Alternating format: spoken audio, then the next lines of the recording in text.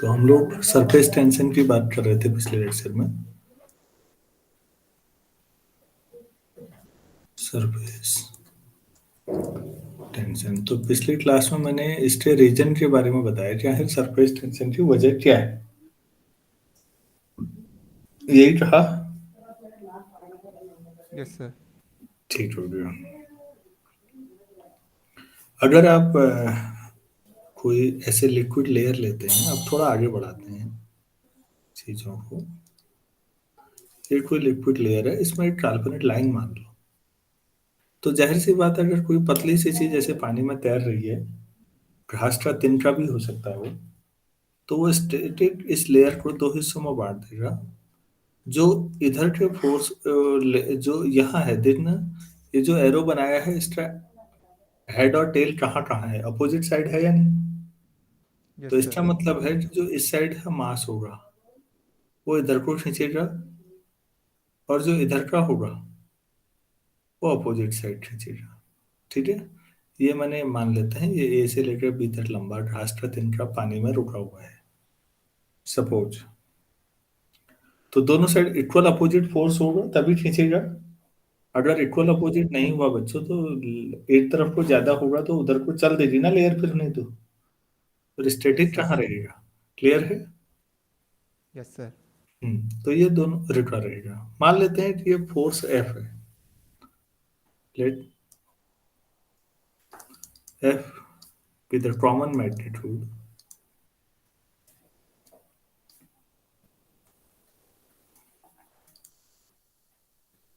the common magnitude of the forces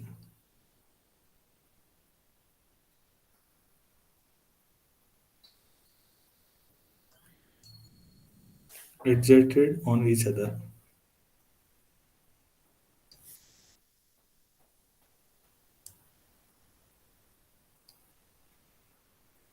exerted on each other, किसके द्वारा लगा है, by two parts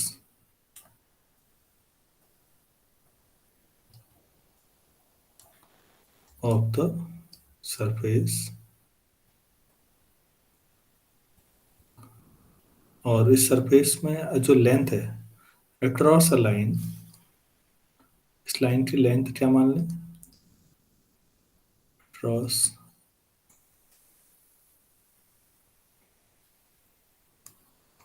a line of length L. तो यहां से हम डिफाइन कर रहे हैं अब सरफेस टेंशन को पहली बार। We define surface tension equal to surface tension, जिसका सरफेस टेंशन जिसका लिक्विड का surface tension of the liquid. तो बच्चों ये एफ अपॉन एल होता है। सरफेस टेंशन को अब ऐसे दिखाते हैं। तो आप चाहें इसको क्लोज भी कर सकते हैं, या आपके लिए फॉर्मूले का काम करेगा। तो सरफेस टेंशन की जो यूनिट है वो फोर्स पर यूनिट लेंथ हुआ या नहीं। Yes sir. और ये फोर्स जो है वो कोई भी लेयर आप मानते हैं उसके परपेंडिकुलर लगा हुआ है, उसे खिंचा हुआ बनाए रखता है।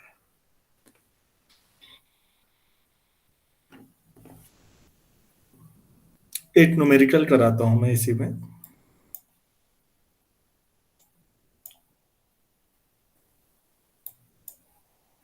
थोड़ी जगह नहीं हो रही है नीचे लिखने के लिए, तो ये तरीका अपनाता हूँ मैं।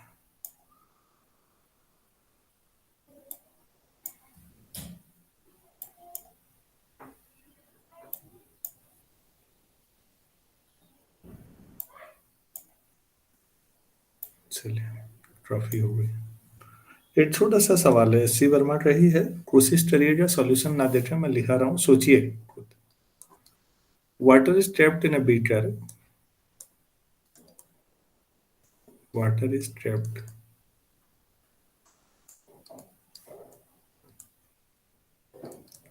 इन a beaker of radius 5 centimetre.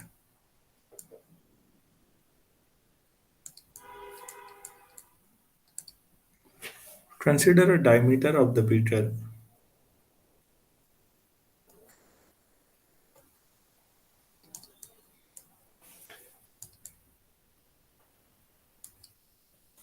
Consider a diameter of the beaker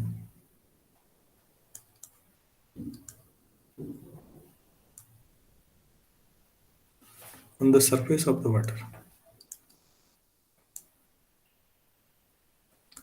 Surface of the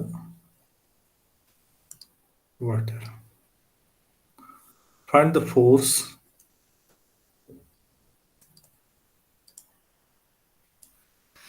by which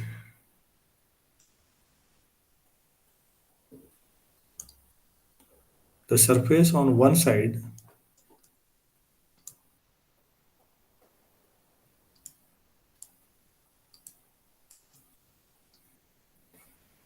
of the diameter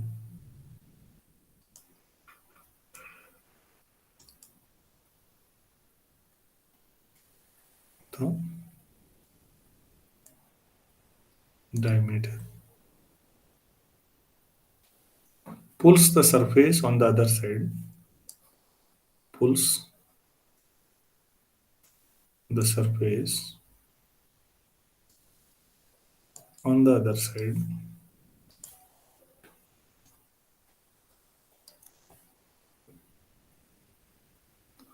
आपको वाटर का सरफेस टेंशन दे रखा है, सरफेस टेंशन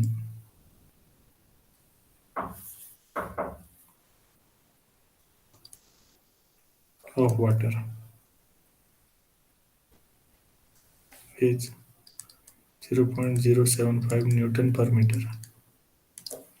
ये दिया हुआ है बच्चों, क्या सोचे हैं जरा सोचे तुम।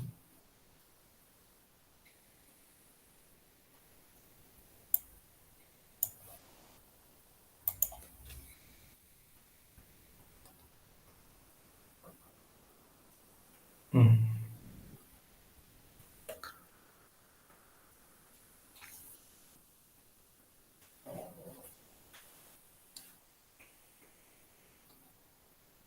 5 सेंटीमीटर है, एस दिया हुआ है।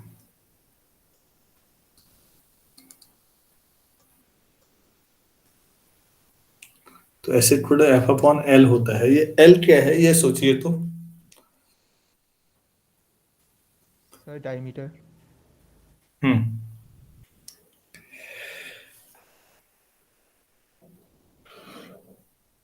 ठीक है। तो एल हो गया 10 सेंटीमीटर, उसको मीटर में बदल लो, एम के एस में 0.1 मीटर। तो ऐसे खुद एफ अपॉन एल से एफ आ जाएगा आप। तो ये एफ कौन सा होगा, यहाँ के पार्टिकल इस फोर्स से इधर को जा रहे होंगे और खींच रहे होंगे, ये इधर को खींच रहे होंगे, दोनों एफ है। वो एफ निकाला आपने, ठीक है। Yes sir. तो एल डायमीटर हो जाएगा, लिखा हुआ है। तो ऐसे खोलो, एफ अपॉन एल में एस भी पता है, एल भी पता है, तो एफ तो आ ही जाना है, निकालो बड़ा।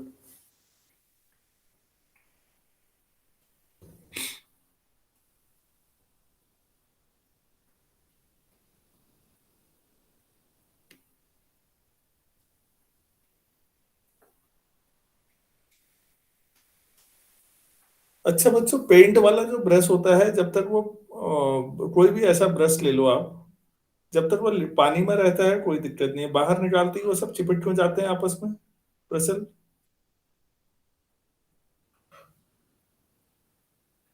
सर जो उसके पेन प्रेस के जो बीच में गैप्स होते हैं वो वो उनका सरफेस एरिया कम हो जाता है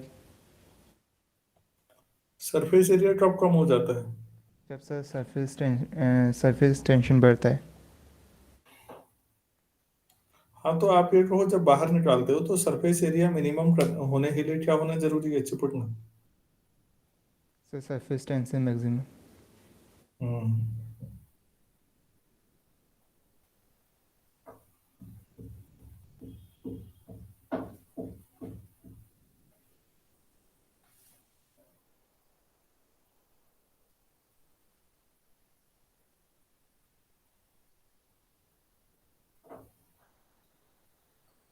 तो लिक्विड से बाहर निकालते समय ऐसा नॉर्मली होता है बच्चों।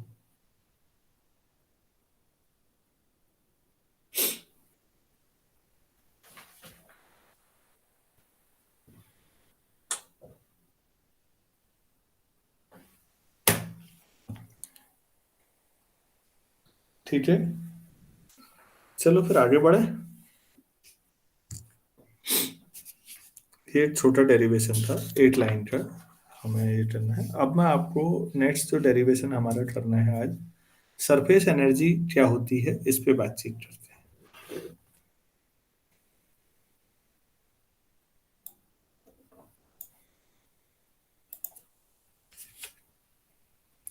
स्कूल में क्या चल रहा है आजकल? सर आजकल तो पेपर कंप्लीट हुए हैं, फिर अभी प्रैक्टिकल चल रहे थे, वो कैंसिल हो गए हैं। हाँ, तो अब शादी में नहीं गया था घर? नहीं, प्रैक्टिकल होने वाले थे 7 को ही, उसके पहले दिन ही बताया कि प्रैक्टिकल कैंसिल हो गए हैं। अच्छा, तो अभी आज तक आपने कितने कहाँ तक पढ़ लिया है स्कूल में? स्कूल में फर्स्ट मतलब फर्स्ट बुक हो गई है, टर्म 1 हो गया है। या मुझे क्या मालूम आपकी फर्स्ट बुक में क्या है। मतलब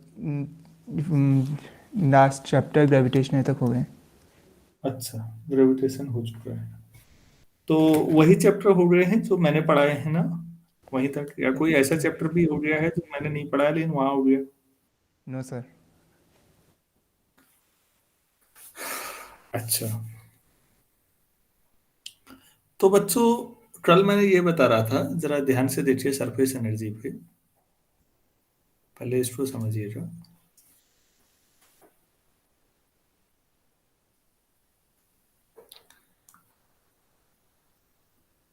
इसमें लिक्विड भरा हुआ है, कल भी ये बनाया था मैंने पिछले लेक्चर में।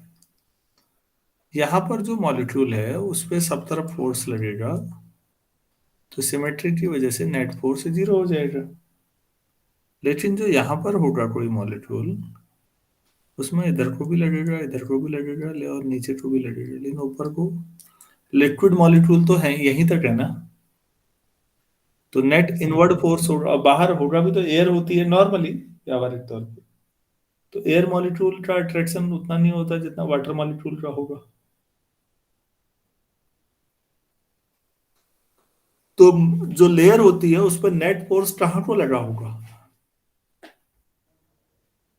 Sir downward.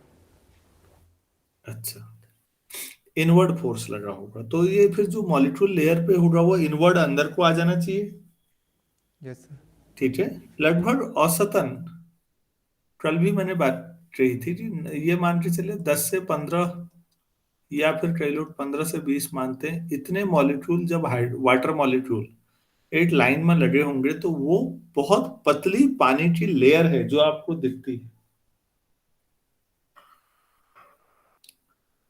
जब इतने मॉलिक्यूल माइक्रोस्कोपिक लेवल पे देखेंगे तो एक के ऊपर एक सोचिएगा, इतने मॉलिक्यूल लगे होंगे और अभी इंटरमॉलिक्यूलर डिस्टेंस भी होगी, तो सोचिए जब एक के ऊपर एक ऐसे लगे होंगे तब जाके, मानो चलो 15 ही मान लो एवरेज, 15 मॉलिक्यूल एक के ऊपर एक लगे हैं तो वो आपकी बहुत पतली पानी की लेयर है बच्चों। ठीक, तो अगर आपने इनवर्ड फोर्स लगाया तो जाहिर सी बात है कि मॉलिक्यूल अंदर को आ जाएगा, तो उस जगह को घेरने के लिए कोई दूसरा मॉलिक्यूल जाएगा, क्योंकि अगर जगह नहीं घेरी ऐसे ही सब अंदर को आते गए तो ये तो अपने आप पिचकना शुरू हो गया पानी के अंदर को। क्या ये संभव है? No sir. मतलब पिचकने जैसा कोई सेंस नहीं है, पानी के लेयर का तो जो वॉल्यूम है वो वैसे ही रहेगा। तो फिर वही रहने का मतलब है कि अगर ये मॉलिक्यूल इधर नीचे को आया है तो कोई दूसरा मॉलिक्यूल गया होगा वहां पर उस जगह को घेरने के लिए। तो इसका मतलब है कि अगर आप माइक्रोस्कोपिक लेवल पे देखेंगे तो वो अपने आप में डायनामिकल सिस्टम है, लगातार मॉलिक्यूल ऊपर नीचे जा रहे हैं, जो नीचे है वो ऊपर जाएंगे, ऊपर से फिर नीचे आ जाएंगे। इतनी बात क्लियर है? Yes sir. ठीक, तो फिर ये जो ऑब्वियस है कि जो आपके पास फोर्स लगेगा तो डिस्प्लेसमेंट भी हो रहा है, तो वर्क डन होगा या नहीं होगा? यस सर होगा। और ये वर्क इसी एनर्जी के तौर पर स्टोर हो जाएगा। और इसे क्या नाम देंगे फिर हम? Sir surface energy. Surface energy. अब समझ में आया सरफेस एनर्जी? Yes sir. चलो ठीक।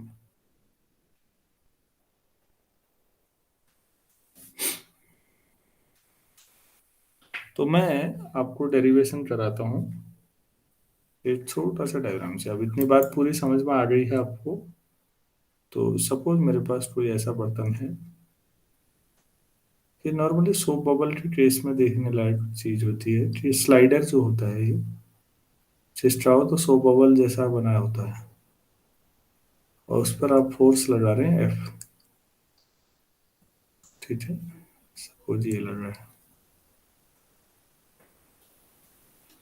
बीच में साबुन घोल के झाग जैसा रखा है हमने, तो हम उसके बारे में बात कर रहे हैं। तो लिखिए इसको। सरफेस एनर्जी का जो एक्चुअल लॉजिक था वो क्लियर हो गया ना? मैंने लिखाया नहीं है तो लिख लोगे? Yes sir. यही कि मॉलिक्यूल पर नेट इनवर्ड फोर्स लगेगा। लिख लो यार, फिर तुम भूल जाओगे। When a molecule is taken,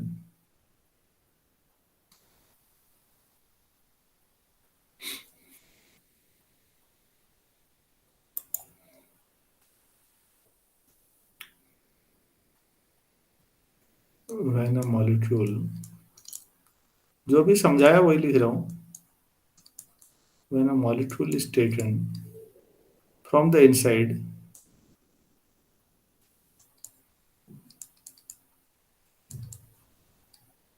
to the surface layer,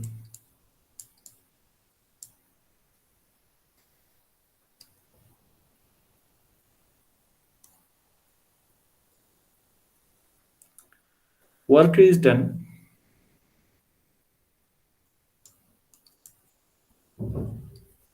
against the inward resultant force,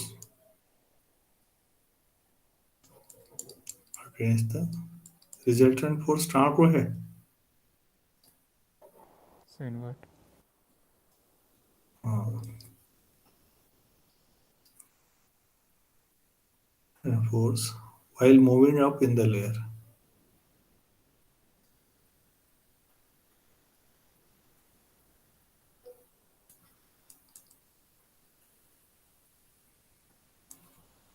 while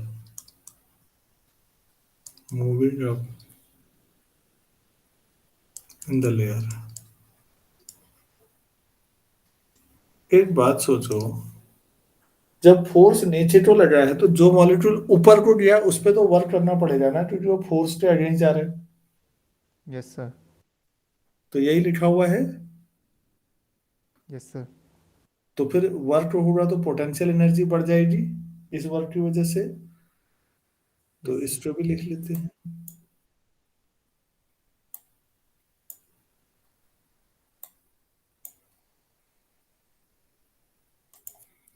so potential energy is increased due to this work।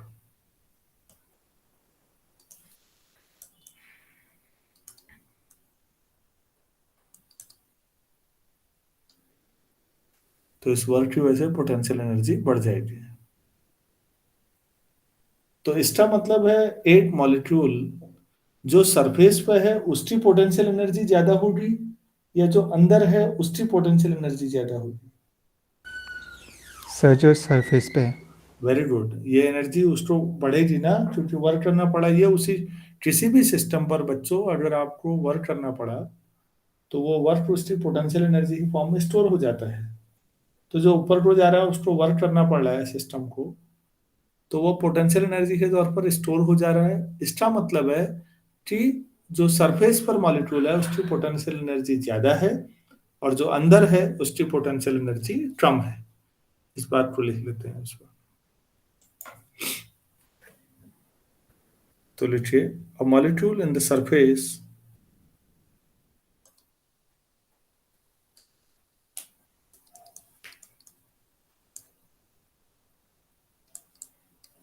Has greater potential energy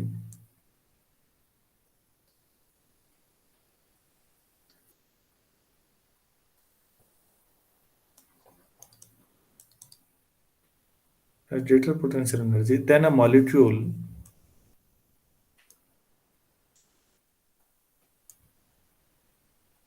well inside the liquid.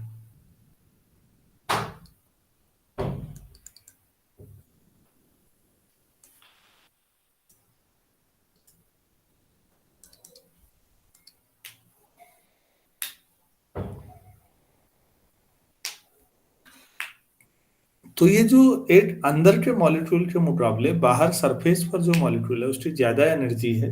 तो ये जो अतिरिक्त energy है ना, ज्यादा, यही surface energy है। बच्चों क्लियर हुआ? Yes sir. This extra energy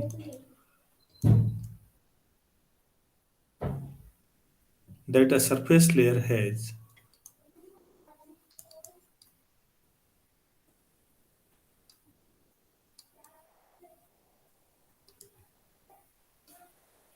is called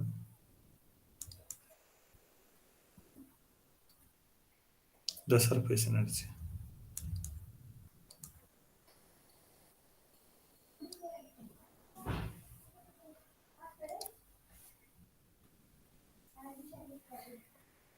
ठीक हो गया? ये तो हो गया कि व्हाट इज सरफेस एनर्जी। अब हमें बताना है कि सरफेस एनर्जी का और सरफेस टेंशन का क्या रिलेशन है आपस में। तो हमें हेडिंग डालना चाहिए। क्या रहता है हेडिंग डालना चाहिए?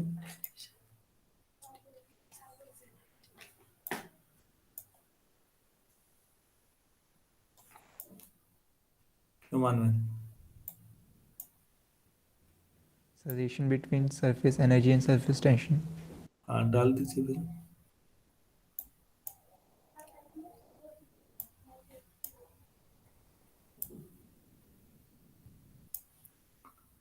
तो हम अब रिलेशन निकाल रहे हैं सरफेस टेंशन और सरफेस एनर्जी के बारे में आपस में। आप हेडिंग डाल दीजिए relation between surface tension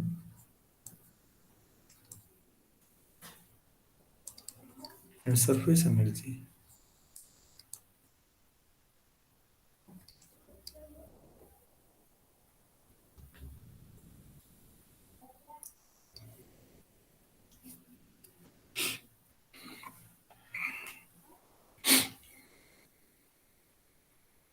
surface tension और सरफेस एनर्जी। तो अब मैं आपको वो डायग्राम जो पहले सोच रहा था वो अब बनाता हूँ। मेरे पास ये है, ये एक वायर है जो स्लाइड कर सकता है, बीच में सोप बबल जैसा भरा हुआ है। और ये फोर्सेज स्ट्रो में भी एक्सप्लेन करूंगा। टू ऐसे लाइट। चलिए,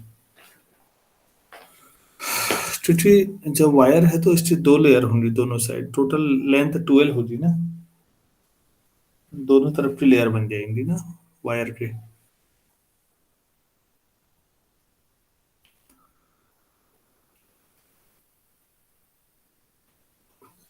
सोप सोप बबल बन रहे हैं इसमें।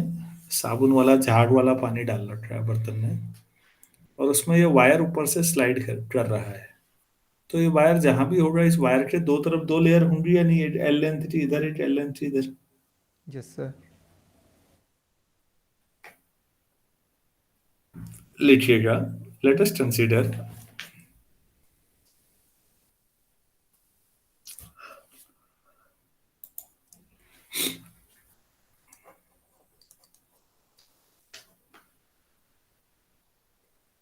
consider a U-shaped, capital U, a U-shaped frame, और उसमें स्लाइडिंग वायर है विद अ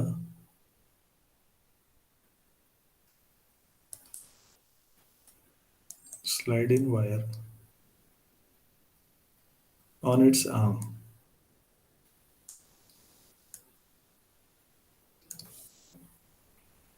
ठीक है, ये वायर है। अब ये आपका पूरा फ्रेम है, स्ट्रक्चर है। आपने इस पूरे स्ट्रक्चर को उठा के डाल दिया बच्चों साबुन के झाग वाले घोल में। लिखिए, सपोज इट इज डिप्ड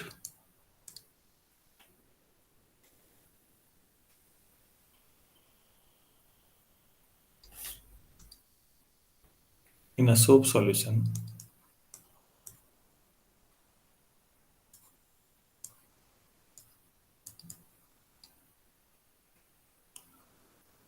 माना ये सोप सॉल्यूशन में है और उसमें डुबाया और फिर बाहर निकालिए, taken out and placed in a horizontal position. ऐसे टेबल पे रख दीजिए, placed in a horizontal position. हमने ये रख दिया है। अब आपको जो साबुन का बुलबुला या आप लोग करते होंगे वो बड़ी पतली लेयर लगती होगी ना, या वो छोटे छोटे बबल निकालते हैं ना हवा में, फूंकते समय, फूंकते नहीं है, हवा के छोटे छोटे बुलबुले जैसे निकालते हैं कई यस सर। लोग, मेले में बच्चों को अट्रैक्ट करते हैं। वो लेयर बच्चों एक आम आदमी के नजरिए से हमारे हिसाब से बहुत पतली है, लेकिन अगर मॉलिक्यूलर लेवल की बात करेंगे ना, तो आप ये मानो जो बहुत थिक होती है वो, बहुत बड़ी हो, बहुत मोटी हो सकती है वो।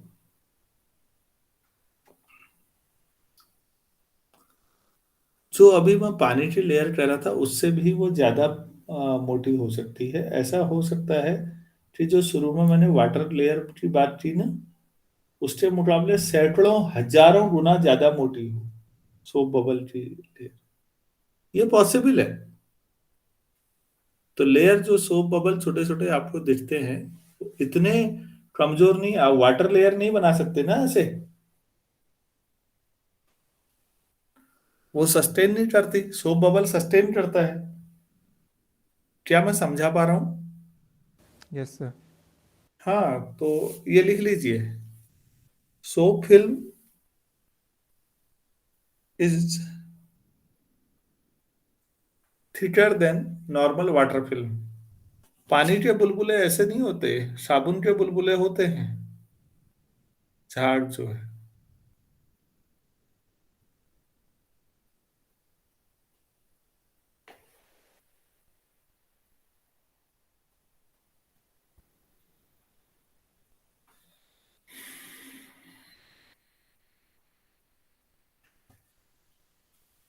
आप लोगों ने जो मॉलिक्यूलर लेवल पे देखा होगा, क्या फिर इसे एक ही लेयर मानना सही हुआ या हम उसे दो लेयर माने, जैसे बहुत मोटी लेयर कोई हो? आपके हिसाब से सोचो बच्चों, अगर माइक्रोस्कोपिक लेवल पे देखोगे ना, तो सोप फिल्म आपको हॉलो स्फीयर जैसी लगेगी। अंदर से हॉलो है, फिर थिकनेस है, फिर बाहर। समझ में आ रहा है या नहीं? नारियल गोले जैसा। Yes sir. ठीक है, लगेगी हॉलो स्फीयर। Yes sir. अगर ये इतनी पतली है सोप फिल्म, तो मैं कह रहा हूँ वाटर फिल्म के मुकाबले ये सैकड़ों हजारों गुना ज्यादा मोटी है। तो सोप फिल्म की जो मोटाई है वो अच्छी खासी अगर है, तो आपको नहीं लगता इसकी दो लेयर हो गई है? Yes sir. तो लिखिए इस बात को। मैंने क्या लिखा है last line? Sir soap film is thicker than water film. हाँ, या थिटर की जो फार थिटर लिख दो, फार मतलब बहुत ज्यादा, ठीक है ना, बहुत ज्यादा थिटर है। So it has two surfaces, ये मैंने जैसा बनाया है ऐसा बना सकते हो चाहो तो। It has two surfaces enclosing a bulk of soap solution।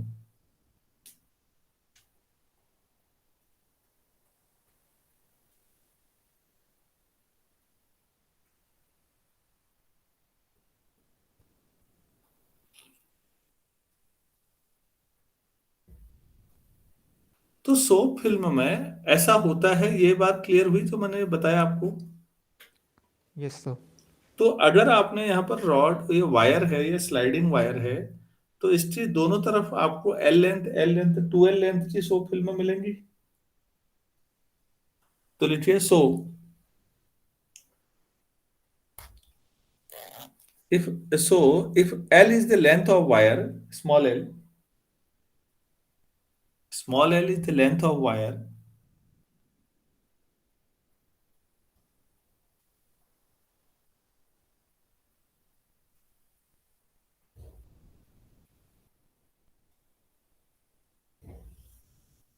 Then the net force of pull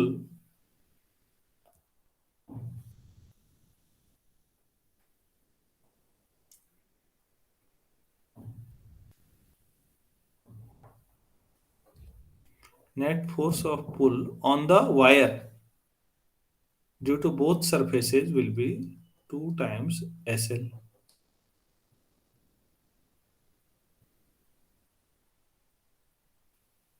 ये क्लियर है? Yes sir. ठीक है।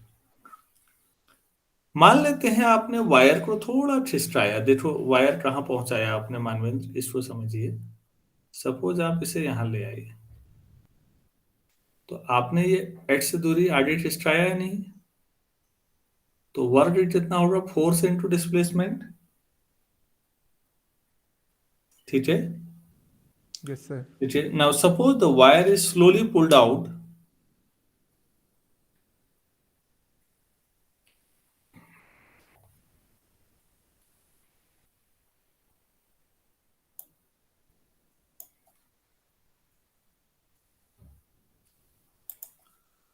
Wire is slowly pulled out by external force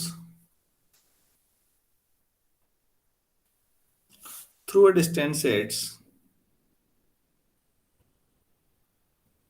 ये h से दिख रहा है ना?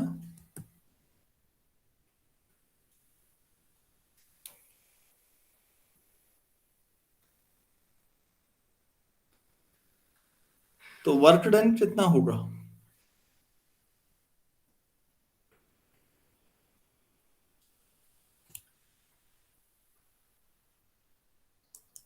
W equal to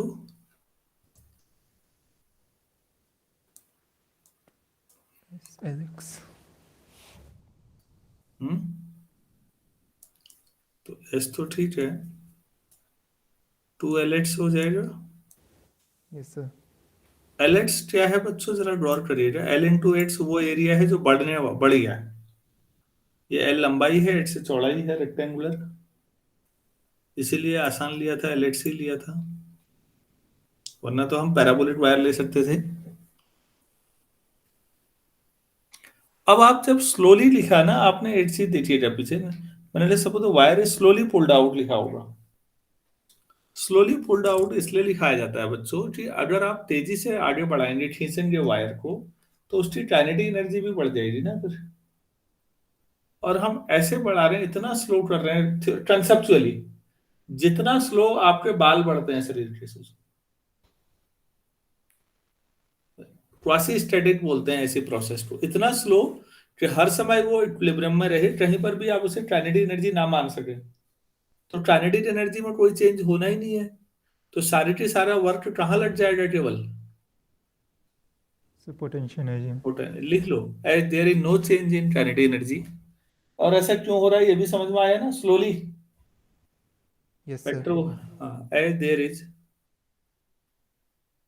know change in kinetic energy,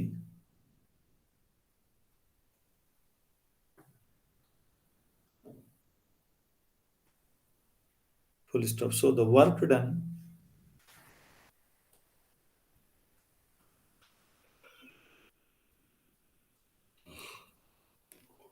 by the external force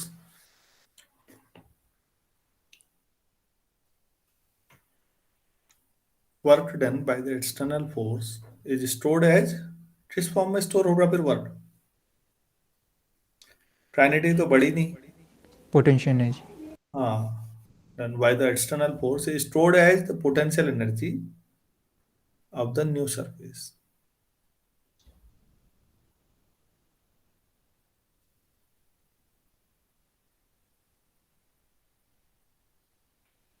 तो फिर इंक्रीज इन सरफेस एनर्जी क्या हो जाएगा? So increase in surface energy वही यू जो हो जाए वही डब्ल्यू के बराबर हो जाएगा, S into two L X. ये ठीक है। Yes sir.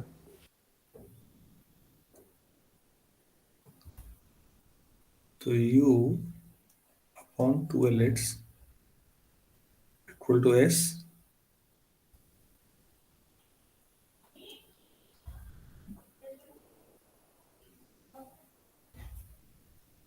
ठीक है। Two L X to capital A से भी दिखाते हैं कई बार। तो two L X to capital A कर दो, दो लेयर होने की वजह से टोटल एरिया। तो आपको U upon A equal to ये आ जाता है।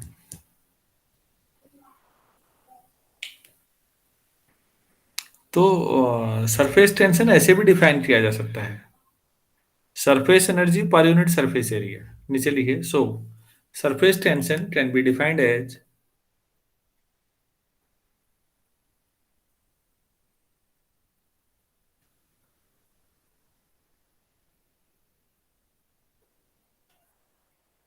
surface energy surface tension may be defined as surface energy per unit surface area।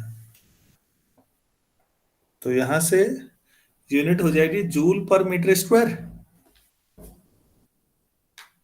Surface tension की यूनिट क्या होगी यहां से, एनर्जी की जूल है, एरिया की यस मीटर स्क्वायर है। पहले क्या थी, S equal to F upon L में। Sir newton per metre. हाँ, तो ये भी तो एक सवाल बन सकता है कि newton per metre is equivalent to joule per metre square. दोनों एक ही यूनिट है।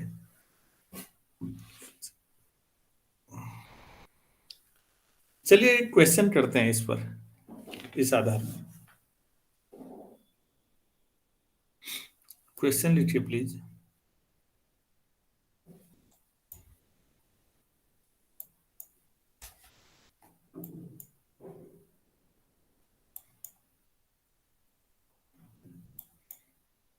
ठीक है, इतने में हो जाएगा। क्वेश्चन काफी अच्छा है, इसी तरह के क्वेश्चन ज्यादा पॉपुलर हैं आपके यहाँ तो। देखिए, water drop of radius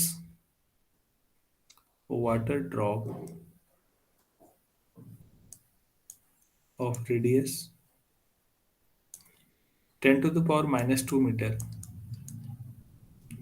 is broken into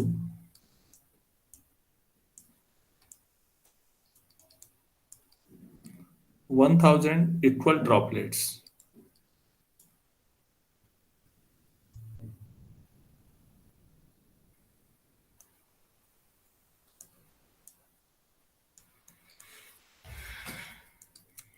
Calculate the gain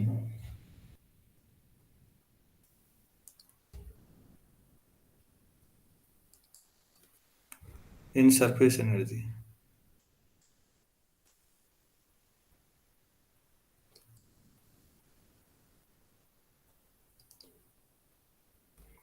और वाटर है, सरफेस टेंशन वही है जो पहले था थोड़ी देर पहले, मैं फिर भी बोल देता हूँ। Surface tension of water is, ये डेटा दे रखा है, surface tension of water is 0.075 Newton per metre.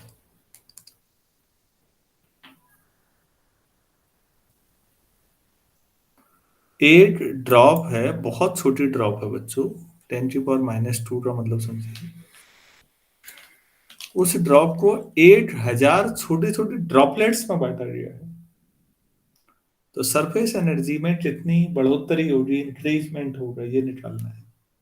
तो पहले ओरिजिनल निकालना पड़ेगा, ठीक है ना। Yes sir. अगर एक ड्रॉप है, उसका रेडियस मालूम है और 1000 ड्रॉपलेट में बांटी, तो 1000 ड्रॉपलेट जो बनी है छोटी, उनमें से हर एक का रेडियस कितना है ये भी निकालना पड़ेगा। तो ओरिजिनल जो कैपिटल आर मान लेते हैं हम, 10 की power -2 metre, small r droplet का रेडियस मान लेंगे। तो पहले उनमें रिलेशन निकाल लो भाई। लेट आर कितना मान लें, and small r be the radius of each droplet. हर एक ड्रॉपलेट का यही होगा ना फिर। तो टोटल वॉल्यूम तो उतना ही होगा ना जितना पहले था। Yes sir. सरफेस एरिया ही तो बढ़ता है, ज्यादा ड्रॉपलेट में बांटोगे तो वॉल्यूम तो नहीं बदलेगा ना। Yes sir. तो पहले वॉल्यूम कितना होगा, फिर कितना होगा,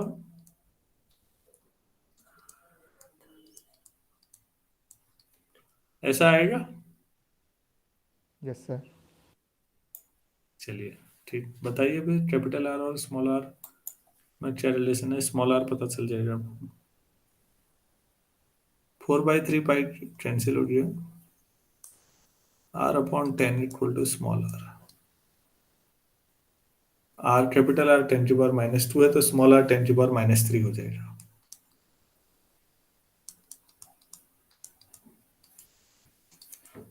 ठीक है। Yes sir. अच्छा, अब सरफेस एरिया पहले वाले का निकालेंगे। सुनिए, जब आप ड्रॉपलेट में ज्यादा ड्रॉपलेट में बांटते हैं बच्चों, तो क्या बढ़ता है, सरफेस एरिया बढ़ता है ना। Yes sir. ठीक, एक बात बताओ, ओरिजिनल सरफेस एरिया निकाल सकते हो। बात का सरफेस एरिया कितना हुआ, 1000। ये ज्यादा होगा ना। Yes sir. तो इंक्रीज यही हुआ, A2 - A1। Yes sir. आपने अभी पढ़ा है ऊपर पीछे, U/A = S था ना। Yes sir. तो ΔU/ΔA इक्वल टू भी S कह सकते हैं छोटा सा। तो ΔU equal to S into, डाइट है। तो ΔU हो जाएगा चेंज इन एनर्जी। ΔA निकालो भाई, समझ में आया। Yes sir. और S से मल्टीप्लाई करिए, तो प्लीज बताइए कितनी एनर्जी बढ़ी। ये क्वेश्चन बहुत पॉपुलर है हाँ, इस तरह के।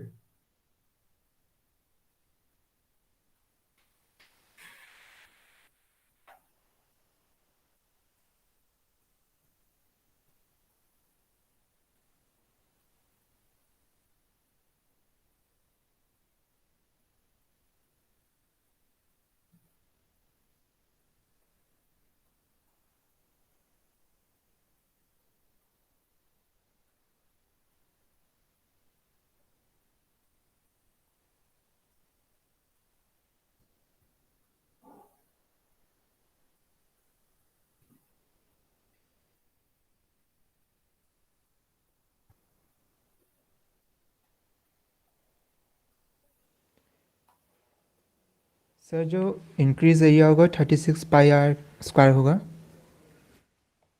इंक्रीज, हाँ एरिया हाँ, डाइट है। ठीक है, बिल्कुल।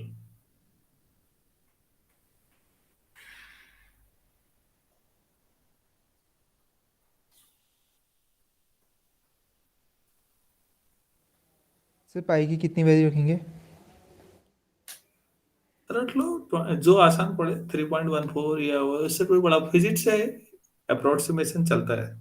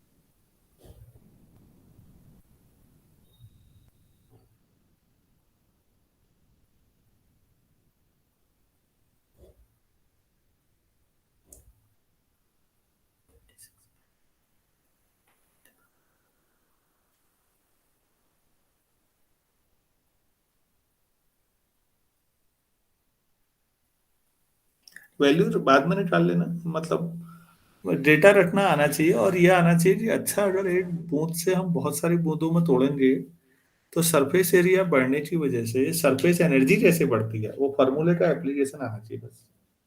Yes sir. कर लेंगे इतना। Yes sir. ठीक। अब ये है बच्चों की, कोई जब ड्रॉप होती है, लिक्विड ड्रॉप ना, तो उसमें प्रेशर बाहर के मुकाबले अंदर ज्यादा होता है।